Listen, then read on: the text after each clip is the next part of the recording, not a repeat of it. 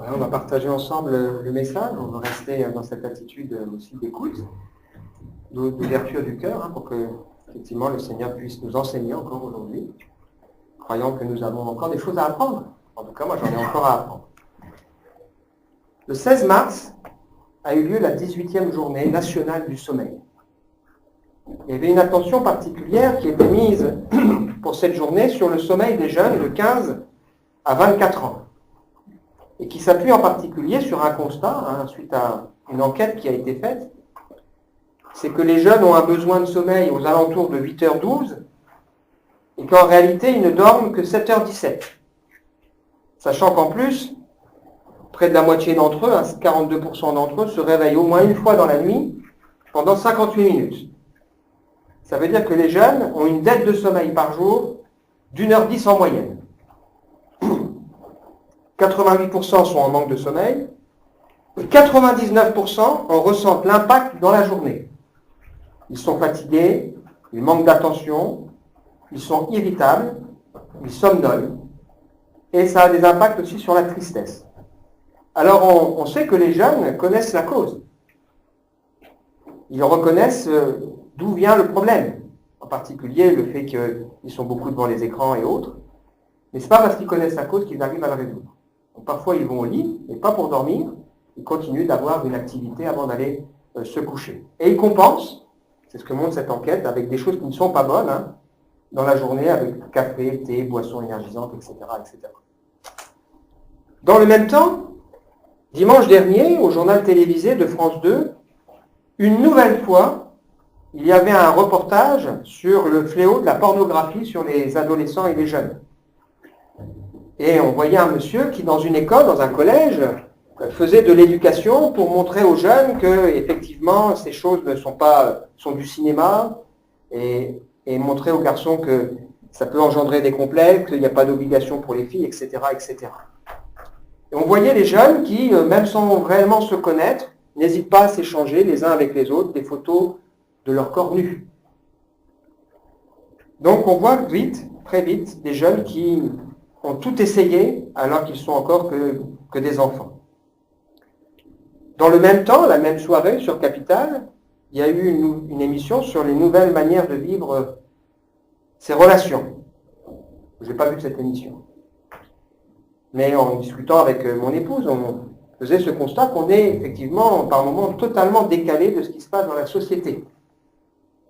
Parce que les choses vont vite dans ce manque de repères et elles s'intensifient. Je me souviens, il y a 30 ans, quand mon frère s'est mis en concubinage, il y avait des amis de mes parents qui étaient choqués en disant « Oh, maman, enfin à ma mère, oh, tu vas quand même pas laisser faire ça !» Pourtant, elle n'avait pas le choix, c'était pas sa vie. Quelques années plus tard, ses enfants ont fait la même chose. Et elle-même plus tard. Je me souviens, il y a 10 ans, quand mes deux grands, Nathanaël et Grace, étaient au collège ou au lycée, on était étonnés de voir des phénomènes nouveaux apparaître, comme un racisme exacerbé ou une homosexualité qui n'est plus cachée, chez les profs ou chez les adolescents. Et aujourd'hui, avec Théophile, on va vivre encore des choses pires. Ce qui nous montre combien les choses vont vite. Cette semaine, le ministre de l'Éducation nationale, Jean-Michel Blanquer, échangeait avec les adolescents, en particulier sur le projet d'interdire les portables dans les collèges. C'est déjà interdit en cours, mais il y a ce projet de loi pour la rentrée 2018 de les interdire définitivement dans les collèges. Pourquoi ? Parce qu'il veut lutter contre le manque d'activité physique, il veut lutter aussi contre le cyberharcèlement, il veut lutter contre le problème qu'ont les jeunes qui n'ont plus de relations et qui ne lisent plus. Et ce problème aussi du sommeil. Ça fait le lien avec ce que nous allons aborder ce matin et qui est la suite de ce que nous avons vu ensemble la semaine dernière. On avait en particulier introduit notre sujet en parlant de situations récentes, l'histoire de Flavie Flamand, l'histoire de Weinstein, le procès de ces jeunes adultes qui ont eu des relations avec des enfants, qui ont conduit à des modifications de loi ou des projets de modification de loi dont on a parlé encore cette semaine au niveau des instances qui sont en charge de ce sujet. Et on a souligné qu'effectivement notre société est malade, en manque de repères, elle ne sait pas comment protéger, freiner les choses. Ce qui nous a permis d'aborder ou d'avoir un premier sujet sur ce que Dieu souhaite, ce que Dieu veut pour nous en tant que chrétiens, dans le couple, mais pas seulement de dire ce qu'il souhaite, mais surtout de voir pourquoi et comment.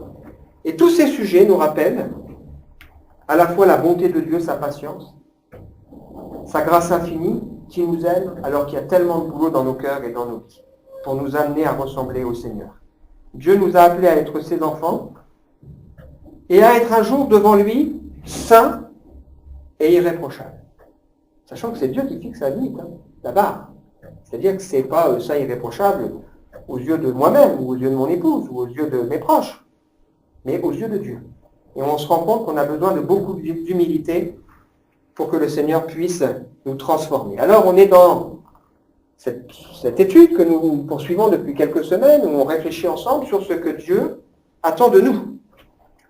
Il attend que, en tant que croyants, chrétiens, qui avons vécu une expérience avec lui, nous puissions vivre d'une manière digne du Seigneur, ou digne de la vocation qui nous a été adressée. Et Dieu nous dit que c'est possible. Comment? Grâce en particulier à l'Église et au ministère que Dieu a donné à l'Église. Et puis derrière cette idée de la vocation, il n'y a pas seulement le fait qu'on est chrétien, mais il y a aussi l'idée que Dieu veut nous utiliser. Et donc il veut nous permettre de prendre notre place dans l'Église.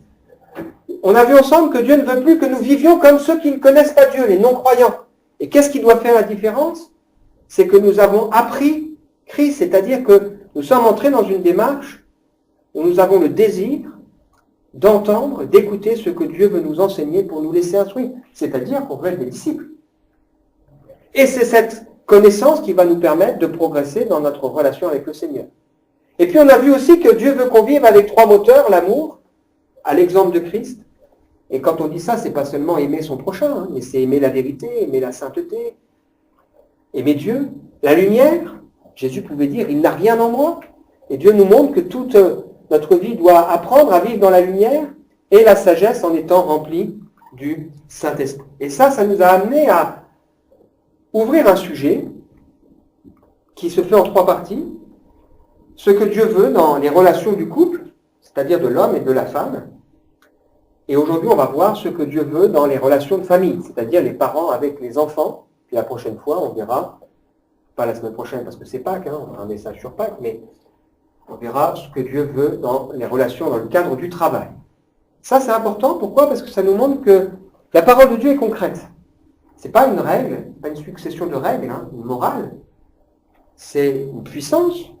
Mais en même temps, elle doit nous dire des choses précises, parce que sinon on dirait, moi je sais pas ce que Dieu attend, moi tout va bien. Et là, Dieu nous dit, voilà, clairement, qu'est-ce que je souhaite pour toi dans ta vie de tous les jours. Alors on a dit ensemble la semaine dernière qu'il y a des remarques importantes à faire sur ces sujets qu'on aborde. C'est l'équilibre de la parole de Dieu. C'est-à-dire que si Dieu dit à un homme ou à une femme ce qu'il attend d'elle, il dit aussi la réciprocité, c'est-à-dire, s'il dit à la femme, qu'est-ce que j'attends de toi dans ton couple, il dit au mari, qu'est-ce que j'attends de toi dans le couple. Et aujourd'hui, on va voir que si Dieu attend des choses des enfants, il attend aussi des choses des parents. C'est important. La deuxième remarque, c'est que ce sujet n'est pas dans la parole de Dieu abordé sur le sens du droit. Alors je me suis trompé. Ouais.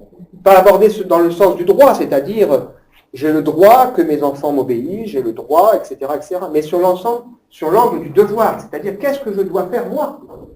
C'est beaucoup plus engageant.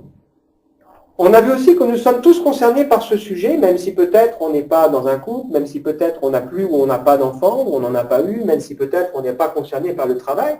Pourquoi? Parce que derrière ces images, il y a aussi des images de la relation que Dieu veut avec nous. On a vu que la famille, la relation du Père, c'est la relation que Dieu veut avec nous, mais dans l'image du couple, il y a aussi l'image de Dieu et de l'Église.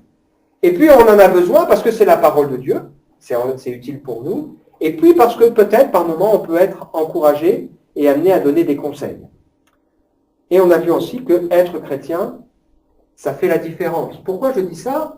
Parce qu'à l'époque de Paul qui donnait ses enseignements, il y avait fréquemment dans la littérature des codes moraux qui racontaient ce qu'on appelle les codes domestiques, qui expliquaient comment on devait se comporter dans la famille. Mais Paul n'est pas en train de rajouter un code à un code. Il est là en train de dire qu'est-ce qui fait la différence quand on est chrétien. Et c'est ça qui est important. Sinon, on n'a pas besoin de la parole de Dieu. Quoique, dans ce manque de repères. Et puis on a vu aussi que la surprise n'est pas toujours là où on l'attend. Les relations parents-enfants, de toute évidence, on est d'accord pour dire qu'il y a un manque de repères. Quand des personnes font un travail sur eux-mêmes, souvent on va essayer de voir qu'est-ce qui s'est passé dans l'enfance. Parce qu'il y a des blessures, il y a des failles, il y a des troubles, notamment par rapport à l'autorité ou par rapport aux relations qui rejaillissent dans la vie de tous les jours. Et un enfant, c'est un peu comme une éponge. Il absorbe, il absorbe, il absorbe. Il n'y a pas tellement longtemps, dans un repas, un enfant, son père le reprend, un adolescent, il le reprend et le garçon lui répond sèchement. Et le père s'énerve. Et le garçon répond, je te parle comme tu parles à ma mère. Eh oui, parce qu'un enfant, c'est une éponge. On raconte cette petite histoire c'est un petit garçon qui va sur les genoux de son papy. Et puis il dit, papy, papy, papy, donne-moi ta pipe. Donne-moi ta pipe. Il insiste, il insiste, il insiste, il insiste. Bon. Au bout d'un moment, il dit, qu'est-ce que tu veux? Non, papy lui donne la pipe et il casse la pipe. Et pourquoi tu casses la pipe? Parce que papa et maman, ils ont dit que quand tu casserais ta pipe, on aurait la maison. C'est une histoire. Pour montrer qu'un enfant, c'est une éponge. Et il retransmet effectivement ce qu'il a entendu. Hein. C'est cette pub à la sécurité routière où la dame a dit, non, j'avais pas le téléphone. Si, maman, tu avais le téléphone. Hein. Un enfant, il dit ce qui se passe dans la vie. Pourquoi dites-vous ce proverbe, les pères ont mangé des raisins verts, les dents des enfants ont été agacées? Combien de situations de haine entre les enfants et les parents sont là où il devrait en contraire y avoir l'amour? Combien d'enfants sont livrés à eux-mêmes et font des bêtises? C'est pour ça qu'à un moment donné, on réfléchissait pour supprimer, alors je crois que ça a été fait, une partie des allocations familiales. La Bible dit que l'enfant livré à lui-même fait honte à sa mère. Combien d'enfants sont aujourd'hui terrorisés par leurs propres enfants? Vol, peur, abandon. Et ce n'est malheureusement un phénomène dont la Bible nous a dit que ça arriverait. Dans les derniers jours, les hommes seront égoïstes, etc., etc., et ils seront en particulier rebelles à leurs parents. Alors en préparant ce sujet, j'ai été vraiment surpris par le nombre de chansons qui existent, et qui sont d'ailleurs des tubes, pour parler soit des joies, soit des problèmes dans les relations des parents et des enfants, les relations familiales. De tout temps. Vous avez Johnny qui a écrit une chanson sur Laura, 100% avec son fils, on voit le contexte aujourd'hui. Chimène Badi qui chante un père, Florent Pagny qui chante un jour une femme, Obispo qui chante Millennium, Renaud qui chante Morgane de toi, etc., etc. Linda Lemay qui chante Le plus fort c'est mon père, mais aussi pour parler de douleur. Céline Dion parler à mon père, Daniel Guichard, mon vieux, Christophe Maé, ça fait mal de vivre sans toi, il parle du papa qui est parti. Elsa, un vieux tube, t'en vas pas, si tu m'aimes, papa, t'en vas pas. Stromae, papa où t'es. Corneille, seul au monde, etc., etc., etc. Ça nous montre à quel point ce sujet est important et marque le cœur des personnes et des gens.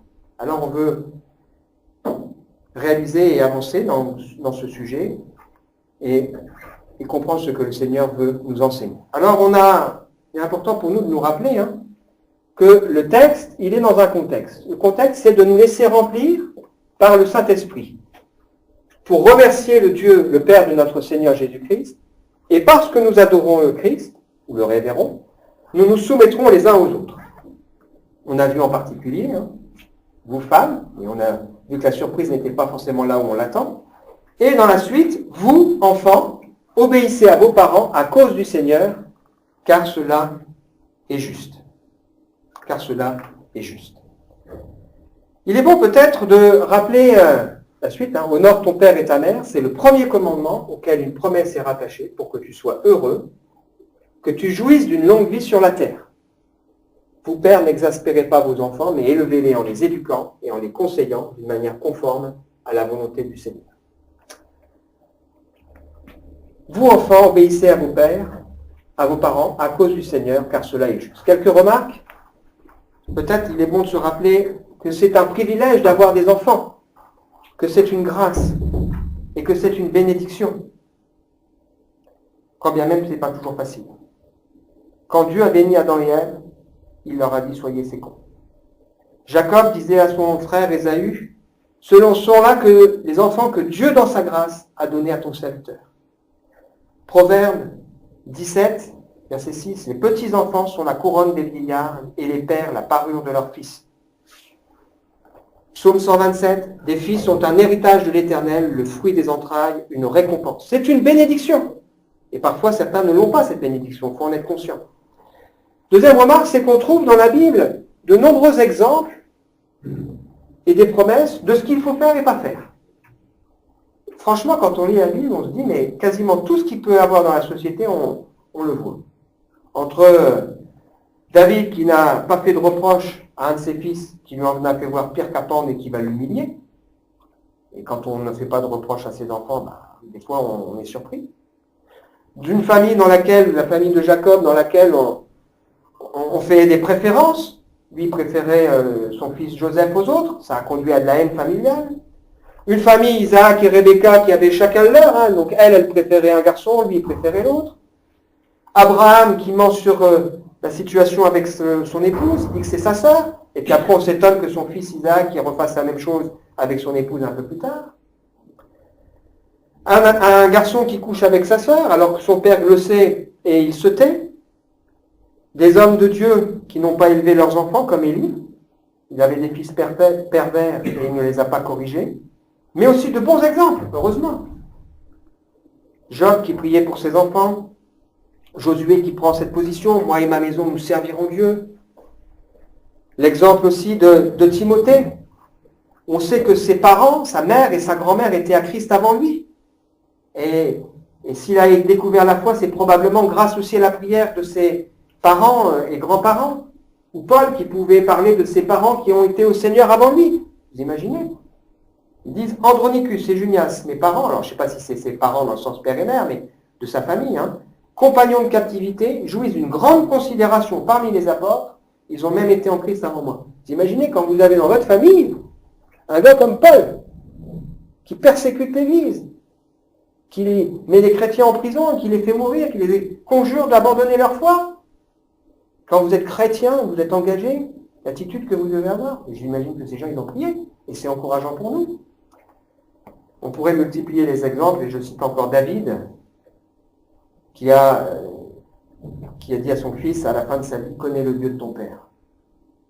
Parce que c'est vrai que si on veut demander quelque chose, l'exemplarité est importante. Ou encore Asa, qui a été capable de faire disparaître les idoles de son père et d'enlever la dignité de reine à sa mère parce qu'elle était idolâtre. Il fallait du courage pour oser faire ça. Mais se prendre position pour le Seigneur. Troisième chose, c'est que les parents sont responsables devant Dieu, pas seulement sur le plan moral, mais aussi sur le plan spirituel. On a tous envie de voir nos enfants réussir, qu'ils soient bien élevés. On a tous envie d'en voir nos enfants éviter de souffrir. Et on va faire attention à l'éducation qu'on leur donne. Citez-moi une seule raison valable pour ne pas avoir envie que nos enfants appartiennent au Seigneur. Il n'y en a pas. On sait que si nos enfants appartiennent à Dieu, ou si nos enfants connaissent les choses de Dieu, quand bien même ils n'adhèrent pas tout de suite, le jour où ils auront une difficulté, ils sauront qu'ils pourront prier Dieu. Mais aujourd'hui, nous sommes dans une société où même les enfants n'ont plus la moindre éducation spirituelle. C'est ce qui fait que même les enfants aujourd'hui ne savent même plus qui est le Seigneur Jésus. Et combien sont nombreux les parents qui aujourd'hui souffrent en se disant « mes enfants ne sont pas au Seigneur, je regrette un certain nombre de choses ». Donc, c'est important aussi pour nous de réaliser, à travers ce texte, que les enfants sont aussi concernés par la foi, que les enfants ont aussi des besoins spirituels, que les enfants ont aussi des difficultés dans la vie, et qu'ils peuvent faire et vivre des choses avec Dieu. C'est-à-dire que nous, on n'est pas là seulement pour leur donner une bonne éducation, on est là pour leur apprendre à connaître Dieu et à lui faire confiance. Parce que les enfants ont aussi des besoins. À l'époque de Jésus, quand on a amené des enfants à lui, les disciples voulaient les repousser. Et Jésus va bénir ces enfants. Et il va dire, laissez venir à moi les petits enfants. La parole de Dieu est pour ceux qui leur ressemblent. Et combien plusieurs fois dans la Bible on voit qu'on a lu la parole de Dieu devant les enfants, parce que les enfants peuvent comprendre des choses, parce que les enfants ont aussi des besoins spirituels. et parce que les enfants peuvent faire une expérience et vivre une expérience avec Dieu, ils ont des souffrances. Bien sûr, il y a un âge pour tout, mais même quand on est jeune, on ne doit pas oublier qu'un jour, on sera devant le Seigneur. Obéissez à vos parents à cause du Seigneur, car cela est juste. Il est probable que ces textes étaient lus dans les premières églises qui se réunissaient dans les maisons et que les enfants entendaient ces passages. C'est pour ça que quand Paul cite ce verset, il s'adresse probablement aux enfants qui étaient présents dans ces réunions d'église et qui écoutaient. Il leur disait, vous devez obéir à vos parents. Mais il leur dit, comment? À cause du Seigneur. Si vous prétendez aimer Dieu, si vous connaissez Dieu, vous devez leur obéir à cause du Seigneur et parce que c'est juste. C'est ce que Dieu souhaite. Dans le cadre de la famille, on apprend les règles, le respect, l'autorité. On apprend que tout ne va pas comme on veut. On apprend aussi qu'on a besoin de fournir son aide réciproque et qu'on a sa part à faire. Et aujourd'hui, quand il y a un manque de repères par rapport à l'autorité, c'est souvent parce qu'il y a un manque de repères dans la cellule familiale. Et si on obéit à ses parents, c'est parce qu'on sait qu'un jour aussi on doit apprendre à obéir au Seigneur. Si on appelle Dieu Père, on lui doit l'honneur. Si on l'appelle Maître, on lui doit aussi l'obéissance, comme on le doit à nos parents. C'est quelque chose qui est juste. Un fils sage fait la joie de son père. Un fils insensé, le chagrin de sa mère. Honore ton père et ta mère. C'est le premier commandement auquel une promesse est rattachée. L'honneur et le respect. Il y a 10 commandements qui sont donnés. Le 5e des commandements, qui ouvre les commandements des relations des hommes entre eux, commence par celui-ci. La relation des parents avec les enfants. Honore ton père et ta mère. Alors bien sûr, on a envie de dire, bon, moi à 48 ans, je n'obéis plus à mes parents comme j'obéissais avant. Normal. Mais je leur dois toujours l'honneur. Et l'honneur, il se manifeste de différentes manières. Il se manifeste aussi dans simplement le fait que je les respecte, je prends des nouvelles, etc., etc. Et parfois, on ne le fait pas assez. C'est souvent les parents qui maintiennent le lien familial. Combien de gens, quand ils sont plus âgés, regrettent de ne pas avoir passé plus de temps et d'avoir raté certaines relations avec leurs parents ou avec leurs enfants. L'obéissance perd peut-être un peu de son sens quand on est plus âgé, mais pas le fait de devoir le respect et l'honneur à ses parents. Jésus dira que certaines personnes annulent la parole de Dieu au profit de la tradition des hommes. Moïse a dit, honore ton père et ta mère. Celui qui maudira son père ou sa mère sera puni de mort. Vous vous rendez compte? Dans l'Ancien Testament, celui qui maudira son père et sa mère était puni de mort. C'est pour dire que c'était important parce que c'est une image du respect de l'autorité qu'on doit avoir. Mais vous dites, si un homme dit à son père ou à sa mère, ce dont j'aurais pu t'assister est corban, c'est-à-dire c'est une offrande à Dieu, alors vous ne laissez ne rien faire, annulant ainsi la parole de Dieu pour votre tradition que vous avez établie. C'est-à-dire qu'il y avait certaines personnes qui disaient, bon ok, mais si on le donne pour le Seigneur, on n'est plus obligé de le faire. Et Dieu dit non, c'est important, vous annulez pas la parole de Dieu. Si quelqu'un n'a pas soin des siens, et principalement de ceux de sa famille, il a renié la foi, il est pire qu'un infidèle. Et c'est un verset qui est en rapport avec une promesse. Le fait d'être heureux, alors je ne dis pas que c'est toujours facile. Les relations avec les parents, moi je n'ai pas toujours eu des bonnes relations avec mon père en particulier. C'est pas forcément facile, mais c'est quand même quelque chose sur lequel on doit avoir à cœur. Que tu sois heureux et que tu jouisses d'une longue vie sur la terre. Imaginez s'il n'y avait plus de problèmes dans les familles, quelle différence il y aurait aujourd'hui autour de nous. Donc c'était aussi l'idée dans ce texte que ça préservait la vie dans le pays promis et l'équilibre et que les choses se passent bien. On lit la suite parce que c'est ça qui nous intéresse. Vous, pères, n'exaspérez pas vos enfants, mais élevez-les en les éduquant ou en les corrigeant et en les conseillant d'une manière conforme à la volonté du Seigneur. Étonnant ici de voir que Paul ne dit pas les parents. Il ne dit pas les parents. Alors, ça ne veut pas dire que les mamans ne sont pas concernées. Quand, par exemple, Paul il dit aux maris d'aimer leur femme, ça ne veut pas dire que les femmes ne doivent pas aimer leur mari. Quand il dit aux femmes de respecter leur mari, ça ne veut pas dire que les hommes ne doivent pas respecter leur femme. Mais sans doute que Paul pointe du doigt ce qui est le plus grand manque qui existait et qui existe souvent. Parfois, il y a des papas qui considèrent que c'est aux mamans de s'occuper des enfants et de leur éducation, et en particulier spirituelle. Et ce texte dit non, les parents, les pères en particulier, vous devez prendre en main l'éducation aussi de vos enfants. C'est quelque chose qui est important et à ne pas négliger. N'irritez pas vos enfants. Nous, on aurait envie de commencer en disant, corrige tes enfants. Le texte, il nous dit, la première chose, ne provoquez pas la colère de vos enfants. Ailleurs, la Bible nous dit, de peur qu'ils ne se découragent.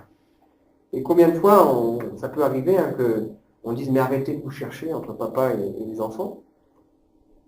Et c'est important parce que derrière cette image du Père, il y a l'image de Dieu pour nous. Comment est-ce qu'on peut irriter nos enfants? Il y a plein d'exemples. En abusant de son autorité. En ayant un décalage entre ce que l'on dit et ce que l'on fait. En ayant des propos blessants. On peut irriter ses enfants en ne communiquant pas, en ne s'intéressant pas à eux. On peut irriter nos enfants en faisant des différences et en prenant un comme un souffre-douleur. En ne prenant pas en compte que c'est une personne à part entière, avec un âge et des aspirations, des projets, en ne lui accordant pas du temps. Combien de pères n'accordent pas du temps à leurs enfants? On raconte cette histoire d'un petit garçon qui vient voir son papa et qui lui dit, papa, combien est-ce que tu gagnes? Je dis, j'en sais rien. Combien est-ce que tu gagnes par heure, papa? Combien tu gagnes? J'en sais rien. Et à force d'insister, le père, il dit, allez, 15 €. Comme ça. Et puis le petit garçon, il part, puis il revient avec 5 €. Il dit, papa, tiens, je te donne 5 €. Tu me consacres 20 minutes. L'important, d'apprendre à passer du temps. Un peu d'intérêt sur ce que l'enfant vit, sur ce que l'enfant fait, sur ce que l'enfant aime. Une discipline excessive, une punition disproportionnée, des exigences peu raisonnables, une attitude injuste. L'orgueil d'un parent qui ne reconnaît pas ses erreurs. Moi, ça m'arrive de dire à Théophile, je te demande pardon, je me suis trompé, ou j'ai mal réagi. C'est important. L'enfant a besoin aussi de voir que dans le modèle que nous sommes capables de reconnaître nos erreurs, parce que nous en faisons. Une ambiance de condamnation, et pas d'encouragement, pas de grâce et de confiance. Des promesses non tenues, ou tout simplement le fait qu'on ne montre pas la joie du Seigneur, le respect des autres, le respect et l'amour pour la maman. On a vraiment besoin de puiser auprès du Seigneur notre modèle. Élevez-les en les éduquant ou en les corrigeant et en les conseillant d'une manière conforme à la volonté du Seigneur. Je n'ai pas de plus grande joie que de savoir que mes enfants marchent dans la vérité. Ce que Dieu attend de nous, pas seulement qu'on les élève dans le sens qu'on leur donne une bonne hygiène de vie, c'est pas seulement qu'on les aide à l'école, mais il attend aussi de nous qu'on les élève dans le Seigneur. C'est-à-dire qu'on leur apporte un minimum d'éducation dans la foi et dans les choses de Dieu. Et je peux vous dire qu'en prenant du temps avec Théophile, sans doute pas encore assez, combien de fois je reçois en lui donnant au moins autant que lui. Et combien de fois je suis interpellé par les réactions ou les réflexions qu'il peut avoir. On doit apprendre à les élever dans le Seigneur. Qu'est-ce qu'on veut le plus pour nos enfants? Est-ce que c'est pas qu'ils connaissent Dieu? Comment est-ce que les enfants connaîtront le Seigneur s'ils n'en entendent pas parler? C'est pas à l'école qu'ils vont l'apprendre. On a besoin de prendre du temps. C'est pas forcément beaucoup de temps, il faut aussi adapter les choses, mais simplement de pouvoir leur dire quand on voit la création, voilà, c'est la création, d'être reconnaissant quand quelque chose de bien se passe. C'est pour ça qu'on rend grâce à table. On dit aux enfants, on montre aux enfants qu'on est conscient que dans la vie, les choses, elles sont aussi une bénédiction et un cadeau. En les corrigeant et en les instruisant. La Bible montre l'importance de l'éducation et de la correction. Les enfants doivent apprendre à obéir. Parce que la folie est attachée au cœur de l'enfant et la correction l'éloignera de lui. La Bible dit même que celui qui ménage la correction n'aime pas son enfant. Celui qui épargne la correction à l'enfant, eh bien, il ne mourra. Si tu n'épargnes pas la correction à l'enfant, il ne mourra pas. Tu délivreras son âme du séjour des morts. Enfant roi, parent martyr. Mais la Bible précise que si on les corrige, on doit le faire en les conseillant. C'est-à-dire qu'on doit leur expliquer pourquoi. Hein, c'est parfois facile de dire à l'enfant, tu as fait une bêtise, paf. Mais ce qui est plus difficile, c'est de prendre le temps d'expliquer, de montrer pourquoi les choses ne vont pas bien et en quoi il aurait dû faire les choses différemment. Conclusion, pourquoi et quand devons-nous éduquer, instruire nos enfants selon le Seigneur? Sachant qu'il n'y a pas de plus grande joie que d'apprendre que nos enfants marchent dans la vérité, à moins qu'on trouve une voie plus grande. Hein. On a tous envie que nos enfants réussissent dans la vie, mais réussir dans la vie, c'est une chose, réussir sa vie, c'en est une autre.